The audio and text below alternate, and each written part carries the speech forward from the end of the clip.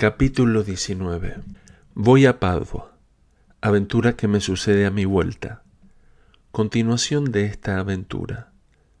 Vuelvo a encontrar a Teresa Imer. Entro en relación con la señorita C.C. Me encontraba en mi país gozando de ese delicioso sentimiento que todo corazón bien nacido experimenta al volver a ver los lugares donde ha recibido sus primeras impresiones duraderas. Había adquirido alguna experiencia, conocía las leyes del honor y de la cortesía, me creía superior a todos mis iguales y suspiraba por volver a ver mis antiguas costumbres, pero a la vez, para lo futuro, me proponía conducirme con más método y reserva. Cuando entré a mi cuarto, vi con gran placer el statu quo en que había permanecido. Mis papeles, cubiertos de un dedo de polvo, atestiguaban que ninguna mano profana los había removido. El señor Bragadino salía al día siguiente para Padua, y yo lo acompañé. Este amable viejo dejaba para la juventud los ruidosos placeres a que él no le convenían y prefería pasar en la quietud y el retiro los días de las fiestas que tanto le molestaban de las bodas del dux.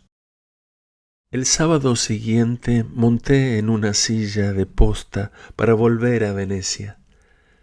Si yo hubiera salido de Padua 5 minutos antes o 5 minutos después de lo que lo hice, bien diferentes hubieran sido todos los sucesos que después me han ocurrido en la vida. Y si es cierto que el destino depende de las combinaciones, el mío hubiera sido otro completamente. El lector juzgará. Salí de Padua en aquel momento fatal y encontré en Oriago un cabriolé que venía al trote de 2 caballos de posta.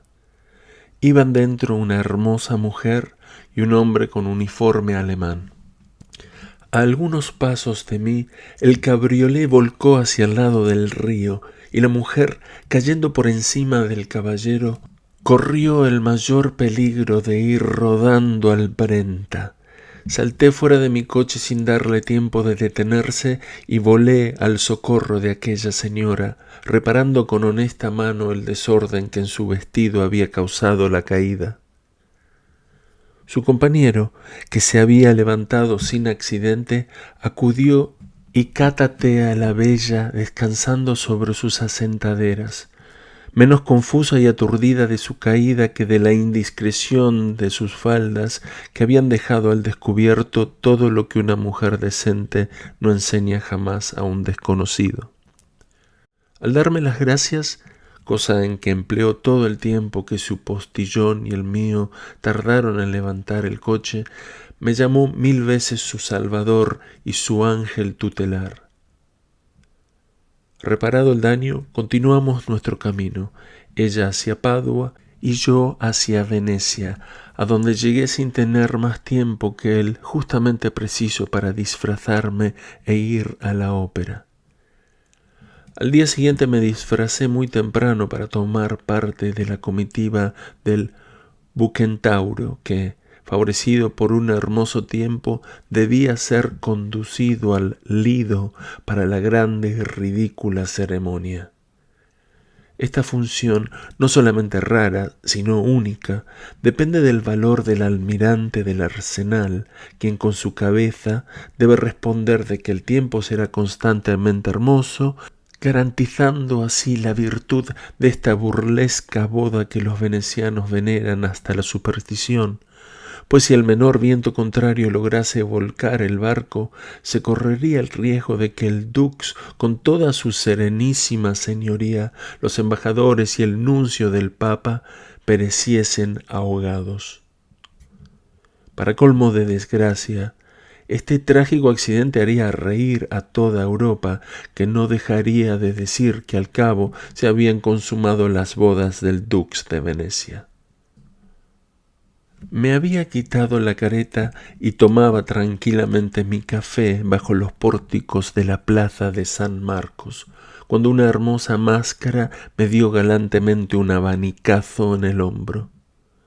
No reconociéndola, no presté gran atención a esta caricia y después de haber concluido de tomar mi café, púseme nuevamente la careta y me encaminé hacia el muelle del Sepulcro, donde me esperaba la góndola del señor Bragadino. Hacia el puente de la Paja divisé la misma máscara, mirando atentamente la imagen de un monstruo que enseñaban por 10 sueldos. Acerquéme a ella y le pregunté con qué derecho me había dado aquel abanicazo. Para castigaros por no haberme reconocido después de haberme salvado la vida. Entonces adiviné que era la bella a quien había socorrido la víspera al borde del Brenta, y después de haberla saludado, le pregunté si iba a tomar parte en la comitiva del Bucentauro. «De buena gana iría», dijo ella, «si tuviese una góndola segura». Le ofrecí la mía, que era de las mayores, y después de consultar a un oficial enmascarado que la acompañaba, aceptó. Dispuestos a embarcar, los invité a desenmascararse, pero me dijeron que tenían motivos para no hacerlo. Les rogué entonces que me dijeran si pertenecían a la familia de algún embajador, pues en tal caso, aunque con mucho sentimiento, tendría que rogarles que desembarcaran. Pero me aseguraron que eran venecianos. Llevando la góndola a la librea de un patricio, hubiera podido encontrarme con los inquisidores de Estado, cosa que deseaba evitar. Seguimos al Bucentauro, y sentado yo cerca de aquella señora, me permití algunas libertades, pero ella me desconcertó cambiando de sitio. Después de la función volvimos a Venecia, y el oficial me dijo que quedarían muy reconocidos si les hacía el honor de ir a comer con ellos al Salvaje. Acepté porque ya me picaba la curiosidad de conocer a aquella mujer, lo que cuando su caída había visto hacía muy natural esta curiosidad. El oficial me dejó solo con ella y tomó la delantera para ir a encargar la comida. Cuando quedé solo con ella y protegido por la careta, le dije que estaba enamorado de ella, que tenía un palco en la ópera cuyo completo goce le ofrecía, y que si me concedía la esperanza de creer que mi tiempo no sería perdido, yo le serviría durante todo el carnaval. Si tenéis la intención de ser cruel, os ruego que me lo confeséis francamente. También yo os suplico que me digáis con quién creéis tratar. Con la mujer más digna de ser amada, ya sea princesa, ya pertenezca a la más humilde clase. Así me atrevo a esperar que desde hoy me daréis señales de vuestras bondades, o de lo contrario, después de la comida tendré el honor de despedirme de vos. Haréis lo que gustéis, pero espero que después de comer modificaréis vuestro lenguaje porque el tono que empleáis no es de los más atractivos. Me parece que antes de llegar a semejante explicación se debía empezar por conocerse. ¿No lo creéis así? Sí, así lo creo, pero tengo miedo de ser engañado. Esto es bien raro, puesto que ese miedo os hace empezar por donde se termina.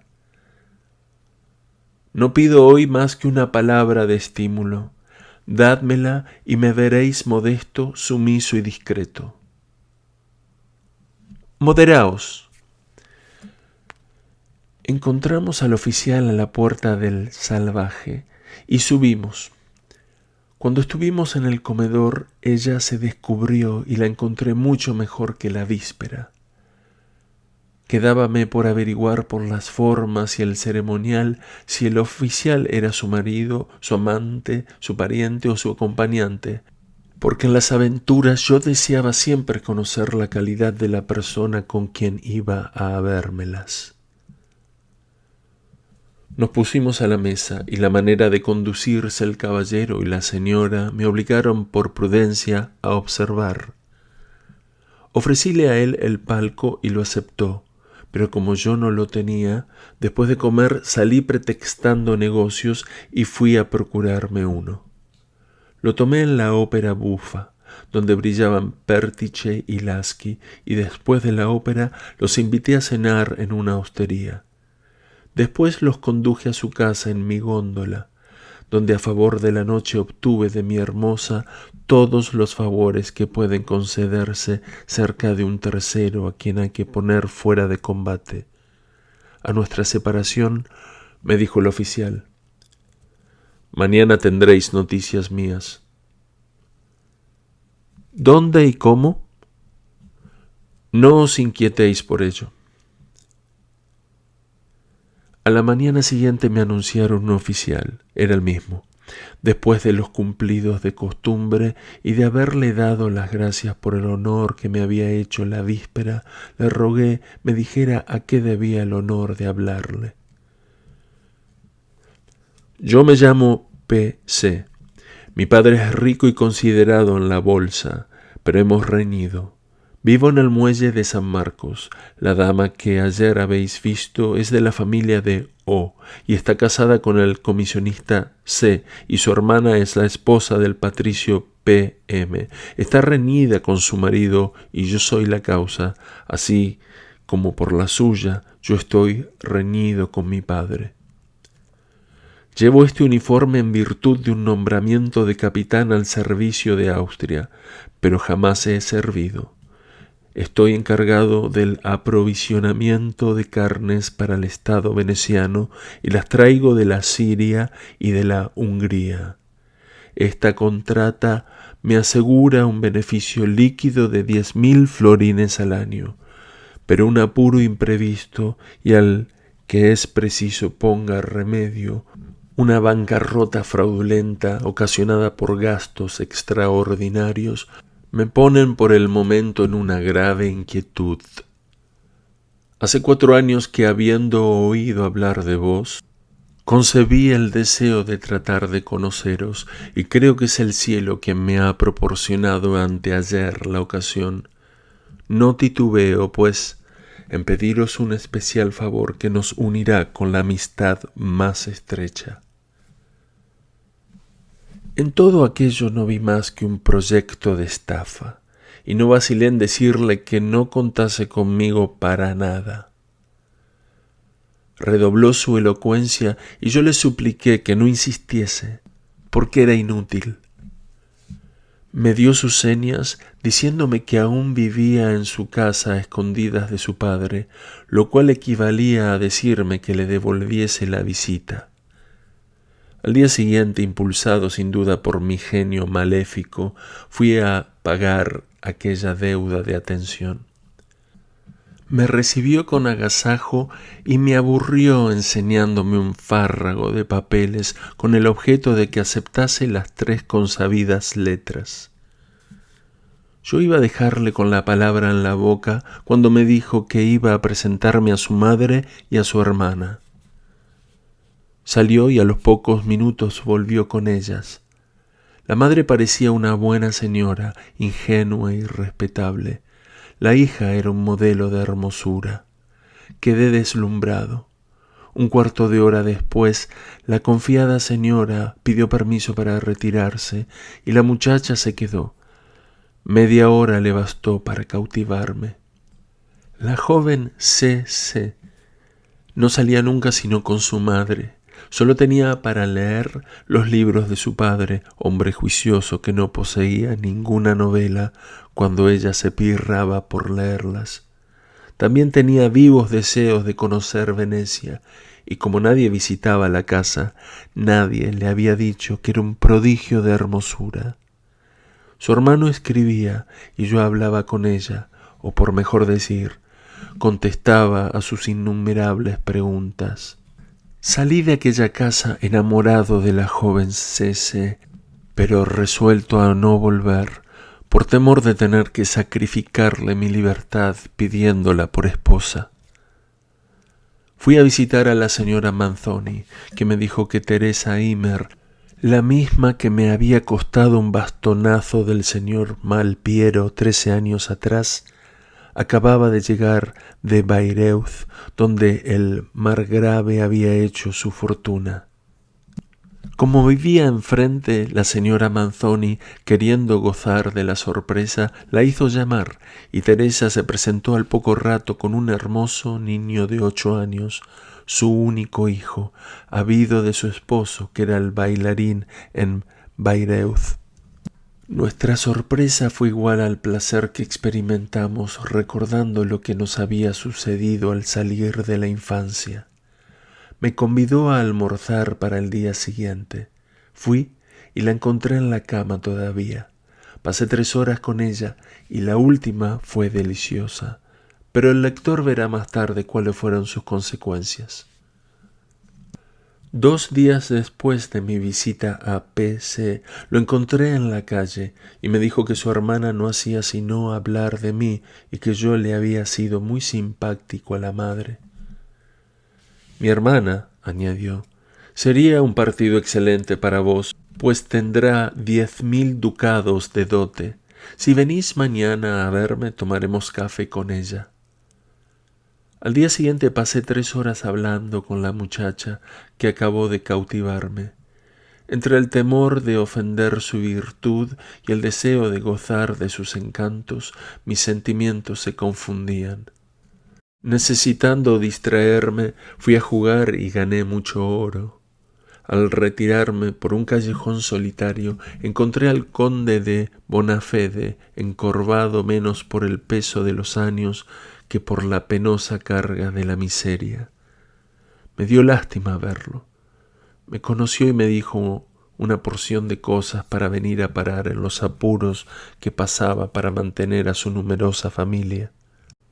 No me avergüenzo de pediros un sequí que me haría vivir 5 o 6 días. Le di 10, impidiéndole hacer bajezas para darme las gracias, pero no pude impedir que vertiera algunas lágrimas.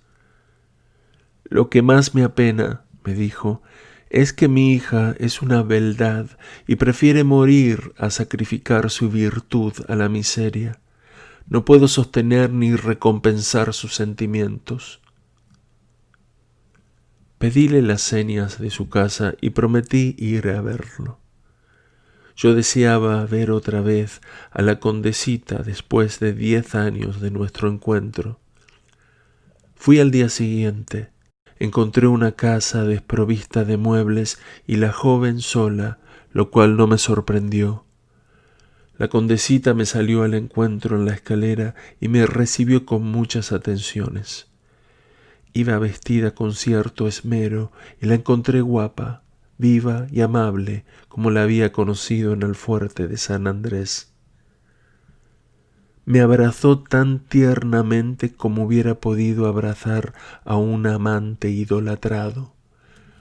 Me hizo entrar en su cuarto, diciéndome que su madre estaba enferma y en la imposibilidad de recibirme. Los besos dados y devueltos encendieron de tal manera los sentidos que al primer cuarto de hora no me quedó nada por desear. Me hizo una descripción desconsoladora de su miseria. ¿Es decir que no tenéis amante? Oh, ¿qué hombre tendría valor bastante para hacerlo en una casa como esta? Además, no me siento nacida para prostituirme. Vertió lágrimas, y el cuadro de la miseria unido a la imagen de la tristeza no era propósito para despertar los sentidos. Me despedí de la muchacha prometiéndole volver y poniéndole 12 sequíes en la mano. Esta cantidad la asombró, nunca se había visto tan rica. Toda mi vida he sentido no haberle dado el doble. El día siguiente, P.C. vino a verme y me dijo muy contento que su madre había dado permiso para que su hermana fuese a la ópera con él, que la muchacha estaba loca de alegría porque no había ido nunca al teatro y que si yo deseaba ir con ellos podría esperarlos donde conviniéramos. ¿Pero sabe vuestra hermana que queréis admitirme en la partida? Lo ha celebrado en extremo. ¿Y vuestra madre lo sabe? No, pero cuando lo sepa se alegrará porque le habéis inspirado muchísima consideración. Voy a ver si encuentro un palco. Bueno. Nos dimos cita y nos separamos. Viendo que yo no hacía la corte a su dama y que estaba enamorado de su hermana, el tunante había concebido el proyecto de vendérmela. Los dos hermanos acudieron puntuales a la cita, ella de máscara, elegantemente vestida, y él de uniforme. A fin de no exponerla a ser conocida a causa de su hermano, les hice entrar en mi góndola. Él quiso que le dejase desembarcar en casa de su querida, que estaba enferma, según dijo, y nos suplicó que nos fuésemos a nuestro palco, donde nos encontraría luego. Me sorprendió que Cece no manifestase repugnancia ni sorpresa en quedarse sola en la góndola conmigo. La desaparición del hermano no me causó extrañeza. Dije a Cece que nos pasearíamos en la góndola hasta la hora de ir al teatro y que se quitase la careta porque hacía calor. Se la quitó enseguida. Permanecí en silencio un rato, reflexionando sobre lo delicado de mi situación y absorto por la hermosura de la joven. «Decidme algo», dijo ella. «No hacéis más que mirarme. Os habéis sacrificado hoy, pues mi hermano os hubiese llevado a casa de su dama, la cual, si es como él dice, debe ser hermosa como un ángel. La he visto. Debe tener mucho talento. Es posible, pero no puedo hacerme cargo de sus alcances, pues nunca estuve en su casa ni pienso ir jamás. No creáis, pues, bella C, que os hago el menor sacrificio». Me lo figuré, porque como no decíais nada, pensé que estabais triste. Si no hablo es porque me lo impide la emoción que me produce vuestra angélica confianza. ¿Y por qué no he de tener confianza en vos? Me siento más libre y mucho más segura que si estuviese con mis hermanos. Mi madre dice que por fuerza habéis de ser muy honrado y leal. Por de pronto sé que no estáis casado. Fue lo primero que pregunté a mi hermano. ¿Recordáis que me dijisteis que envidiaríais la suerte del que me tuviera por mujer? Al mismo tiempo yo decía para mí que la que se case con vos será la mujer más feliz de Venecia. Estas palabras, pronunciadas con la mayor ingenuidad y el tono más sincero que puede salir del corazón, me causaron un efecto difícil de describir. Sufría no atreviéndome a depositar un tierno beso en aquellos labios de grana que acababan de pronunciarlas, y al mismo tiempo sentía un placer delicioso de verme amado por aquel ángel. En esta conformidad de sentimientos, le dije, podríamos hallar, pues, la felicidad perfecta si pudiéramos unirnos de un modo inseparable.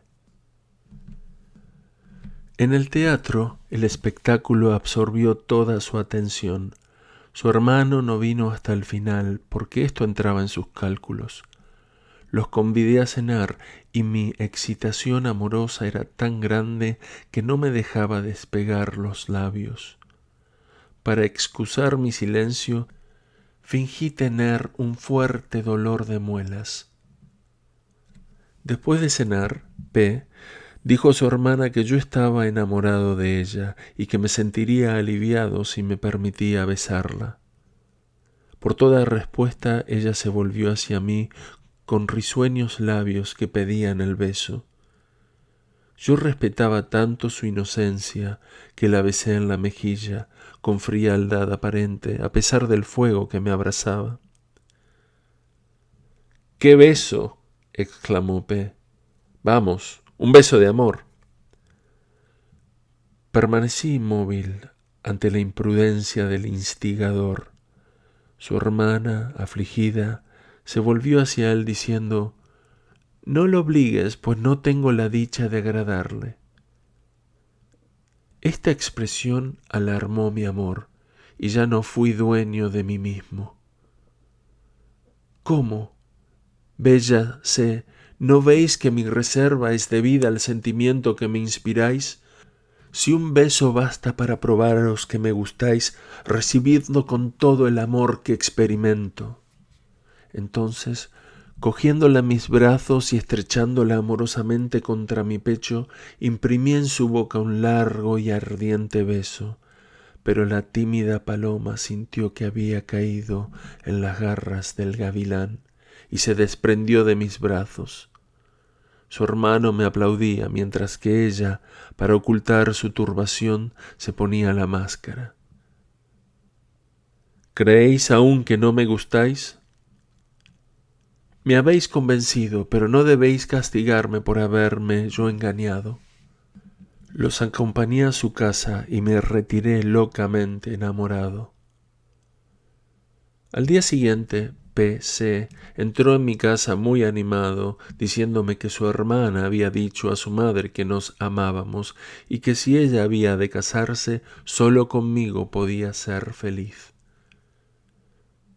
Yo la adoro, pero ¿pensáis que quiera dármela vuestro padre? No lo creo, pero es viejo. Mientras tanto, amad. Mi madre permite que C vaya esta noche a la ópera con nosotros. Pues iremos. Me veo obligado a suplicaros que me hagáis un pequeño favor.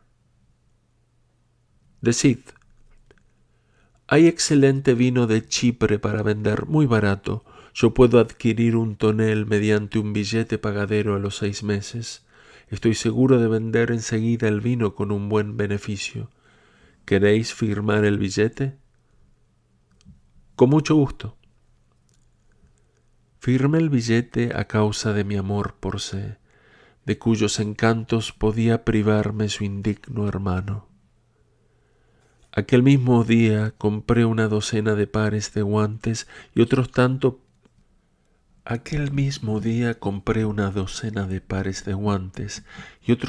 pares de medias de seda y unas ligas bordadas con abrazaderas de oro, todo destinado para mi primer regalo a mi nueva amiga.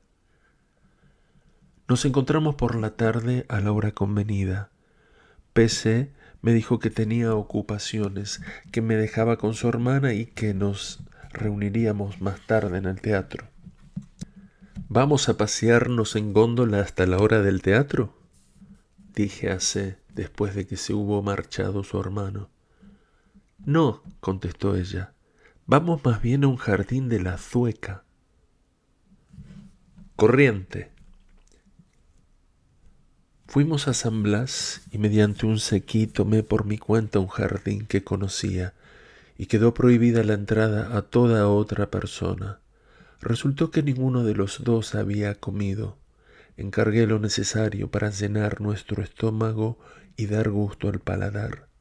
Subimos a una habitación donde nos quitamos el traje de máscara y volvimos a bajar al jardín. C.C. llevaba simplemente un corpiño y una pequeña falda de tafetán, pero estaba lindísima con aquel ligero traje.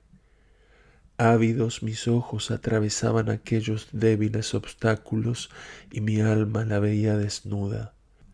Yo suspiraba de amor, de comedimiento y de voluptuosidad. Al verse al aire libre, mi joven compañera, ágil como una gacela, echó a correr de un lado a otro con vivas manifestaciones de alegría. Me desafió a correr, con la condición de que el que ganase pudiese mandar al otro lo que se le antojase.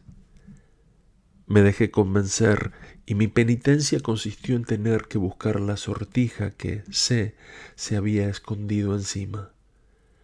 El juego me pareció delicioso, tanto por el placer que me proporcionaba como por la malicia y la intención que descubrí en él. Comprendí, sin embargo, que no debía abusar de la ingenua confianza de mi amiga. Nos sentamos en la hierba, registré sus bolsillos, los pliegues de su corpiño, los de su falda, sus zapatos, hasta sus ligas. No habiendo encontrado la sortija, seguí buscando, y como la joya había de encontrarse encima de C, por fuerza debía dar con ella. El lector adivina, sin duda, el escondrijo en que mi hermosa había ocultado la sortija, pero antes de llegar a él quise proporcionarme una porción de goces que saboreaba con delicia. La sortija fue al fin descubierta entre los dos guardianes más hermosos que la naturaleza haya redondeado, pero al sacarla mi emoción era tan grande que mi mano temblaba visiblemente. ¿Por qué tiemblas? Tiemblo de placer por haber encontrado la sortija, porque la habéis escondido tan bien. Pero me debéis el desquite, y esta vez no me ganaréis. Veremos. Partimos, y como la vi correr con poca velocidad, creí que podría pasarle delante cuando quisiese. Estaba en un error. Al verme apretar, apretó más ella, y me vi perdido. Entonces fingí caerme a lo largo lanzando un grito doloroso. La muchacha se detuvo, se me acercó y me ayudó a levantarme. Entonces me reí, eché a correr y llegué a término antes que ella. ¿No os hiciste daño?, me preguntó sorprendida. No, porque me caí a propósito. ¿A propósito? ¿Para engañarme? No os consideraba capaz de eso. No se admiten trampas, por consiguiente no he perdido. También vos quisisteis engañarme corriendo despacio al principio. Pues me declaro vencida, ordenad y obedeceré. Esperad, sentémonos, porque necesito pensarlo. Os condeno a trocar las ligas conmigo. ¿Las ligas? Ya las habéis visto, son muy feas y no valen nada. No importa, pensaré 2 veces al día en el objeto de mi amor, casi al mismo tiempo en que os veréis obligada a pensar en mí. Donosa idea, os perdono que me hayáis engañado. Ahí tenéis mis ligas. Ahí van las mías. Oh, qué bonitas son, qué lindo regalo. ¿Cómo van a gustar a mi madre? Las compré para vos y busqué el medio de hacérosla aceptar. No llevaré otras y espero que mi hermano no me las robará. ¿Sería capaz? Muy capaz, sobre todo si los broches son de oro. Son de oro, pero decidle que es cobre dorado. Fuimos a comer. Después ella se puso más alegre y yo quedé más enamorado. Pero me había impuesto la dura ley de respetarla. Me rogó que le ayudase a ponerse las ligas porque no entendía el mecanismo de las abrazaderas. Cuando el instinto de una joven sin experiencia la hace amar a ciegas, considera al objeto de su amor digno de toda su confianza. Viendo que las medias eran cortas para atarlas por encima de la rodilla, me dijo que se pondría las ligas con medias más largas. Al momento saqué del bolsillo las que había comprado y la obligué a aceptarlas. Contenta y llena de gratitud, se sentó sobre mí y en la efusión de su alegría me dio todos los besos que hubiera dado a su padre después de haber recibido de él un regalo igual. Le devolví los besos, dominando la violencia de mis sentidos. Se descalzó y se puso un par de medias que le subieron hasta la mitad del muslo. Volvimos al jardín y después de habernos paseado hasta la noche fuimos a la ópera, donde no nos quitamos la careta. Nos sorprendió ver que el hermano no aparecía. Teníamos a la izquierda al marqués de Montealegre, embajador de España, con la bola, su querida, y a nuestra derecha 2 máscaras, hombre y mujer, que tampoco se quitaron la careta. Estas 2 máscaras nos miraban continuamente, pero mi joven amiga no podía apercibirse de ello. Después del baile, la pareja tapada entró en nuestro palco. Eran el hermano de C.C. y su querida. Salimos del teatro juntos y P.C. descubrió su plan, que consistía en cenar los cuatro en un casino. Después de haberse quitado las caretas, las dos mujeres se abrazaron y la querida de P.C. colmó a mi joven amiga de elogios y atenciones. P.C., loco de alegría, soltaba 1000 necedades que harían reír a su amada y que C.C. no comprendía. Yo estaba disgustado por la falta de decoro de mi amigo. A los postres, P.C., enardecido por el vino, besó a su compañera y me provocó a que siguiera su ejemplo con su hermana. Yo contesté que, amando realmente a la muchacha, no me tomaría semejantes libertades hasta haber adquirido algún derecho sobre su corazón. P.C. se chanceó a propósito de mi contestación, pero C.C. le impuso silencio. Estimando en su justo valor aquel acto de decencia, saqué del bolsillo la docena de guantes que había comprado y después de haberle regalado 6 pares, supliqué a mi amiga que aceptase los otros 6. P.C. se levantó de la mesa murmurando, abrazó a su querida que estaba un poco alegre y se echó con ella sobre un canapé. Como la escena fue degenerando en lúbrica, me coloqué de manera que pudiese ocultarlos y me llevé suavemente a mi amiga hacia el hueco de una ventana. No había podido impedir que C.C. viese en un espejo la postura de los dos impúdicos amantes, y la muchacha tenía el rostro encendido. Después de su brutal hazaña, P.C. vino a darme un beso, y su compañera, imitándole, besó a mi joven amiga, diciéndole que estaba segura de que nada había visto. C.C. le contestó modestamente que no sabía lo que hubiese podido ver, pero una mirada que me dirigió me hizo adivinar todo lo que experimentaba. En cuanto a lo que experimentaba yo, lo dejo adivinar al lector. Mi estado era lastimoso. El impúdico P.C. vino a verme al día siguiente y lo colmé de insultos, pero él se excusó diciendo que no hubiese obrado de aquel modo a no estar en la creencia de que yo había tratado a su hermana como él trataba a su querida. Mi amor a C.C., que aumentaba cada día más, me impedía estrangular a aquel hombre despreciable que me inspiraba odio y repugnancia. A los pocos días de aquella escena me encontré otra vez a solas con mi idolatrada C.C., en un saloncito de la Zueca, esperando, como días atrás, la hora del teatro. Ella se sentó sobre mis rodillas, diciéndome que había acabado de subyugarla con mi delicadeza después de la cena escandalosa. Los besos se sucedían y se inflamaban nuestros sentidos. ¿Viste lo que hizo mi hermano a su querida cuando ella se puso a caballo sobre él? No vi más que por el espejo, pero me figuré bien la cosa. ¿No temiste que yo tratase lo mismo? No, por cierto. ¿Cómo iba a temerlo sabiendo lo mucho que me amas? Nos reservaremos para cuando estemos casados, ¿verdad? ¿Estáis bien segura de que te amo? ¿Me crees capaz de engañarte? ¿Estás convencida de que nunca te arrepentirás de ser mi esposa?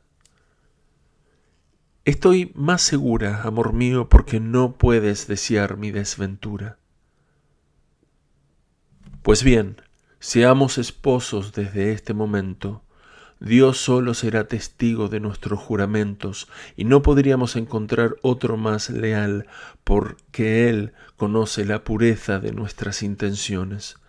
Unamos nuestros destinos y seamos felices. Fortificaremos nuestro tierno lazo con el consentimiento de tu Padre y con las ceremonias de la religión tan pronto como nos sea posible. Entre tanto, sé mía, entrégate toda a mí. Dispón de mí, amigo mío, prometo a Dios y a ti ser desde este momento tu fiel esposa toda la vida. Así lo diré a mi padre, al cura que bendecirá nuestra unión a todo el mundo. Te hago el mismo juramento, mi tierna amiga, y te juro que quedaremos perfectamente casados. Ven a mis brazos, completa mi felicidad. Oh, Dios mío, ¿es posible que yo llegue tan pronto al colmo de la dicha? Después de haberla abrazado tiernamente, fui a decirle al ama de la casa que no nos enviase la comida hasta que la llamásemos, y que no nos interrumpiese para nada. Mientras tanto, mi tierna Cece se había echado vestida en la cama, pero yo dije que los velos importunos espantaban al amor, y en menos de un minuto la convertí en una Eva, bella y desnuda, como acabada de salir de manos del supremo artista. Fuera de mí, y temeroso de no poder alcanzar un goce perfecto, me embriagaba en la contemplación de aquella beldad, cuando el malicioso amor tuvo la ocurrencia de proporcionarme asunto de risa. ¿Es ley, acaso, me dijo mi diosa, que el esposo no deba desnudarse? No, ángel mío, no, y si existiese, la encontraría yo demasiado bárbara para someterme a ella. En un momento me quité la ropa y mi amante se entregó a todos los impulsos del instinto y de la curiosidad, pues todo en mí era nuevo para ella. Saciados los ojos, me apretó con fuerza contra su seno, exclamando: «Oh, amigo mío, qué diferencia entre tú y mi almohada». «¿Y tu almohada? ¿Por qué te ríes? Explícame eso». «Es una niñería, pero no te enfadarás». «Enfadarme contigo en el instante más feliz de mi vida». Hace algunos días que no puedo dormirme sin tener mi almohada entre mis brazos. La acaricio, la llamo mi querido esposo, me figuro que eres tú, y cuando un dulce goce me deja inmóvil, me duermo, y a la mañana siguiente me encuentro abrazada a mi almohadón. Mi encantadora Cece se sacrificó en aras del amor con heroísmo, pues su pasión hizo que el dolor mismo le pareciese delicioso. Después de 3 horas de renovados éxtasis, llamé para que nos sirvieran de cenar. El ama nos preguntó si íbamos a la ópera, espectáculo tan deseado. ¿No habéis ido nunca? Nunca. Es demasiado caro para nosotras. Mi hija tiene tantas ganas de ir que creo que se daría al diablo para lograrlo. Caro lo pagaría, dijo mi mujer riéndose. Amigo mío, ¿por qué no la hacemos feliz sin que le cueste tanto? En esto pensaba. Ahí tienes la llave del palco. Tomad, dijo el ama, ahí tenéis la llave de un palco del Teatro San Moisés. Cuesta 2 sequíes.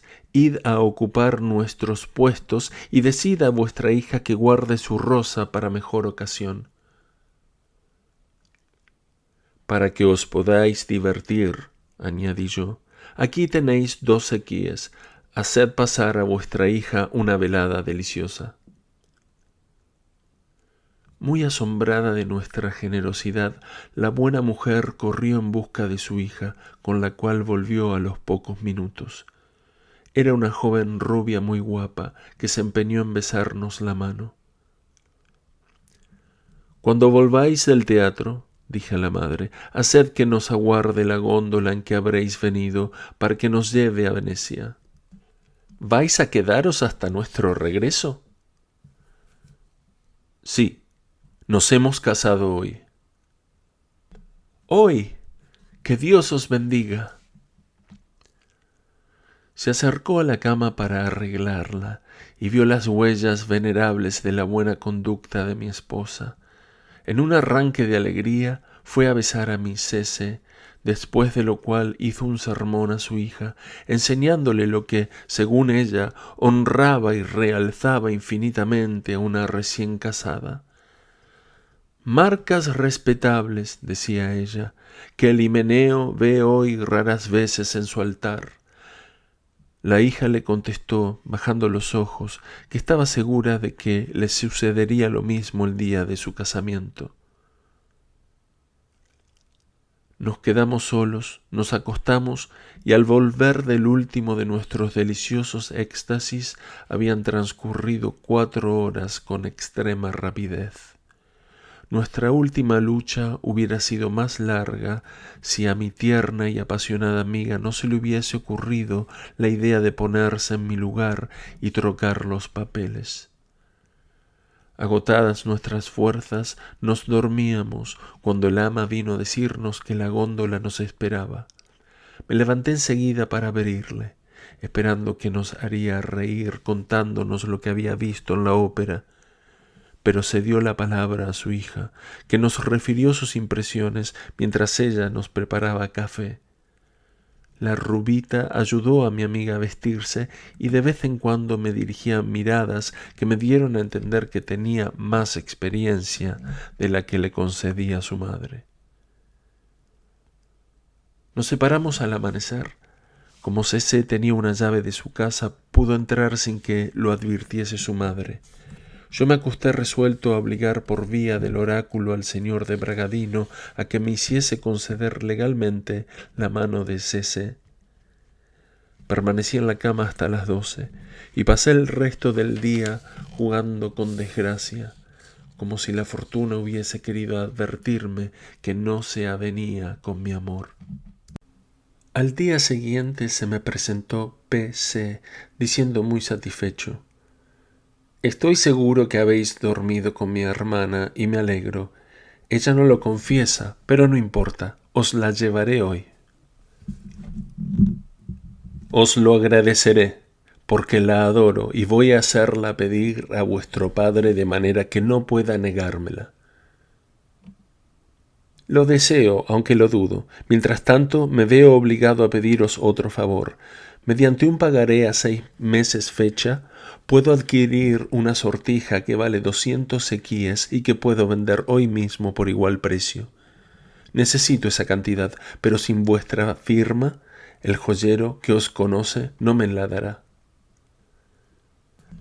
Naturalmente, firmé el billete por no perder a C.C., aunque tenía la seguridad de perder mi dinero. De modo que mi angelical amiga, destinada al parecer a colmar mi felicidad, era la inocente causa de mi ruina. A las 12 del día, P.C. me trajo su hermana, con la cual pasé una tarde deliciosa en la Zueca. Esta vez nuestros placeres nos parecieron más sólidos, los saboreamos con más delicadeza. «Oh, amigo mío», me decía ella, «haz todo lo posible por hacerme madre. Así mi madre no podrá excusarse con que soy demasiado joven para casarme». Después de haber puesto de nuestra parte todo lo posible para la realización de obra tan considerable, dormimos profundamente unas cuantas horas. Renovamos la partida el viernes y nuestra última quedó fijada para el lunes, último día de máscaras. El tiempo era borrascoso y corrimos algún peligro en la góndola para trasladarnos a la Zueca. Pasamos 6 horas felices y nos separamos con el sentimiento de que terminasen las máscaras y con ellas la posibilidad de repetir nuestras deliciosas entrevistas. Al día siguiente supliqué al señor de Bragadino y a sus 2 amigos que me concediesen 2 horas de audiencia en el gabinete de nuestros secretos conciliábulos. Allí les dije, sin exordio alguno, que estaba enamorado de C.C. y dispuesto a robarla si no hallaban medio de hacérmela conceder por su padre para esposa legítima. «Se trata», añadí, «de asegurarme un estado suficiente para mi vida y garantizar 1000 ducados que esta joven traería en dote».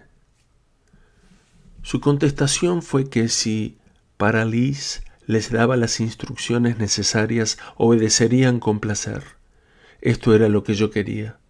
Pasé 2 horas haciendo todas las pirámides que quisieron, y el resultado fue que el señor de Bragadino en persona pediría la mano de la muchacha a su padre. Fui a casa de C.C. para anunciar a mi amiga el paso que se iba a dar, y la encontré con su madre llena de tristeza. El caso no era para menos. Su hermano estaba en la cárcel por deudas y era difícil sacarlo porque las cantidades que debía eran muy crecidas. Supliqué a la madre que aceptase 25 sequíes para que socorriese a su hijo, enviándole 1 o 2 a la vez. La buena señora no consintió en tomarlo sino después de vivas instancias de su hija.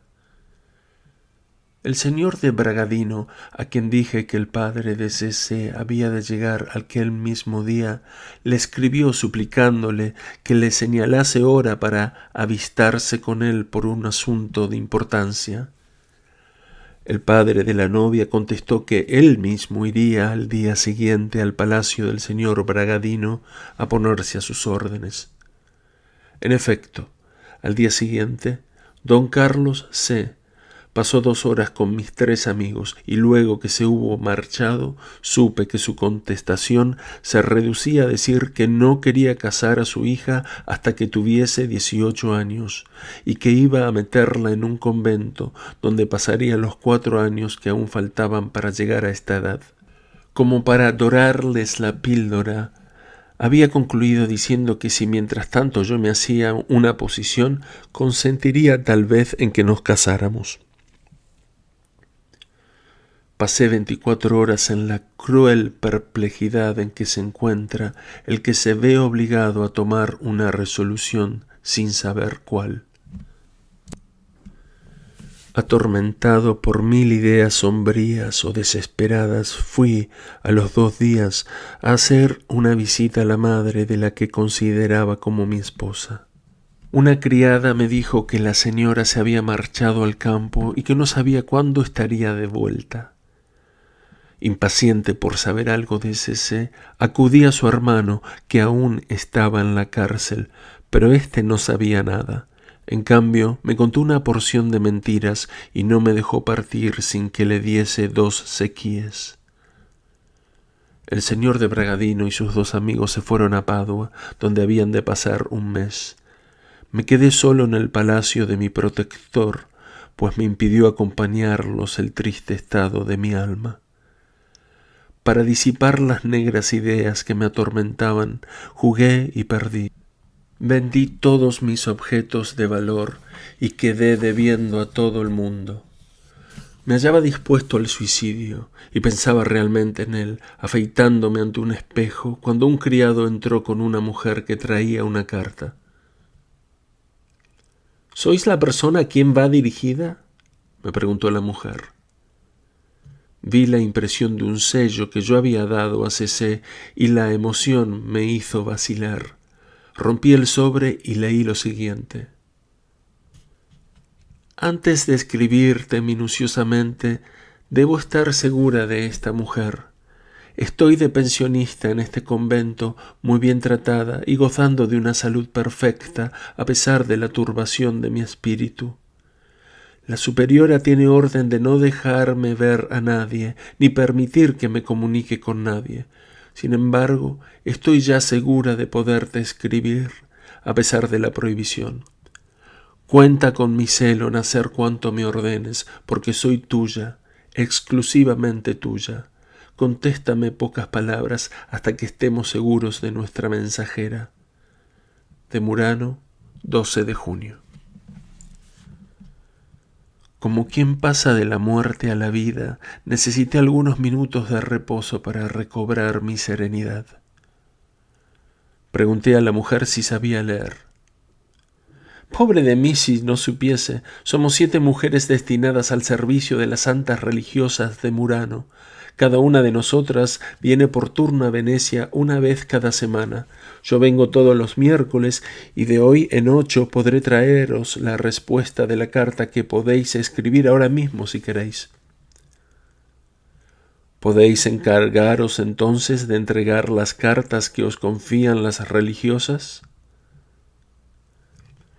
Esto no entra en nuestras condiciones, sin embargo, la entrega fiel de las cartas que nos confían constituye la más importante de nuestras comisiones. De hoy en 8 volveré aquí, pero dejad dicho que os despierten, si dormís, porque nos dan las horas contadas. Contad con mi discreción, pues si no supiese callarme, perdería el pan. Y entonces, ¿qué sería de mí, pobre viuda con 4 hijos, un muchacho de 8 años y 3 muchachas muy bonitas, la mayor de las cuales no tiene más que 16? Podréis verlas cuando vengáis a Murano. Vivo al lado de la iglesia por parte del jardín, y siempre me hallo en casa u ocupada en asuntos del convento. La señorita, cuyo nombre ignoro todavía, pues no hace sino una semana que se encuentra en el convento, me dio esta carta con mucha astucia. Debe ser tan hábil e ingeniosa como bonita. 3 religiosas que estaban presentes no notaron nada. Pobre joven, escribidle que puede estar segura de mi fidelidad. No os responderé de las demás, aunque a todas las tengo por muy honradas, y líbreme Dios de pensar mal del prójimo. Pero son todas ignorantes, y estoy segura de que por lo menos charlan con el confesor. En cuanto a mí, sé muy bien que no debo al mío sino la confesión de mis pecados, y no es pecado llevar una carta de una cristiana a un cristiano. Por lo demás, mi confesor es un buen fraile, muy viejo, y creo que muy sordo, pues el buen hombre no me contesta jamás, pero esto es cuenta suya y no mía. Sin necesidad de preguntarle nada, la mensajera, que no era muda, por cierto, me enteró de todo cuanto me interesaba saber, solo porque me sirviese exclusivamente de ella. Contesté enseguida a mi amada, y mi carta fue de 4 carillas de letra menuda.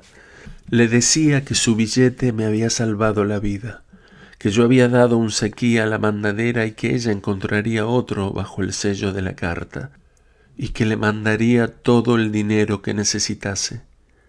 Le supliqué que me escribiese extensamente todos los miércoles. Le aconsejé que estuviese amable con las religiosas sin demostrar la menor pena por hallarse encerrada. Le recomendé que no hiciese a ninguna la más mínima confidencia y que no se dejase sorprender escribiendo. Entregué a la mujer la carta y un sequí, diciéndole que la recompensaría de igual modo cada vez que me trajese una carta de mi amiga. Cuando se vio con un sequí en la mano, la pobre mujer se echó a llorar de alegría y me dijo que pudiendo penetrar en el convento, entregaría la carta luego que encontrase a la señorita sola.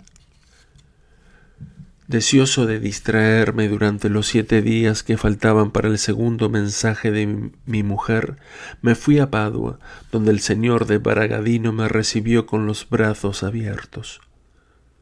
Jugué y perdí casi todo mi dinero.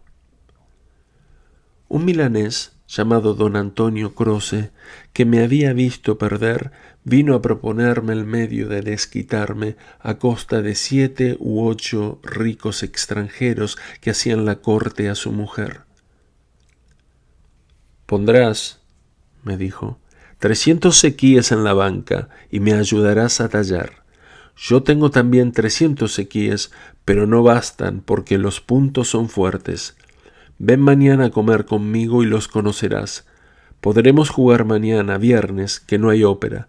Ten por seguro que ganaremos oro en grande. Hay un sueco llamado Gilenspets que puede perder por su parte solamente más de 20.000 sequíes. Me encontraba sin recursos, o al menos no podía esperarlos sino del señor Bragadino, a quien no me atrevía a pedir dinero hasta el abuso. La proposición de Croce no era de las más morales, pero aun cuando yo la hubiese rehusado, la bolsa de los que hacían la corte a la mujer de Croce no hubiera salido mejor librada. Otro se hubiese aprovechado de la coyuntura. Mis escrúpulos no me hicieron negar mi colaboración en calidad de ayudante y acepté.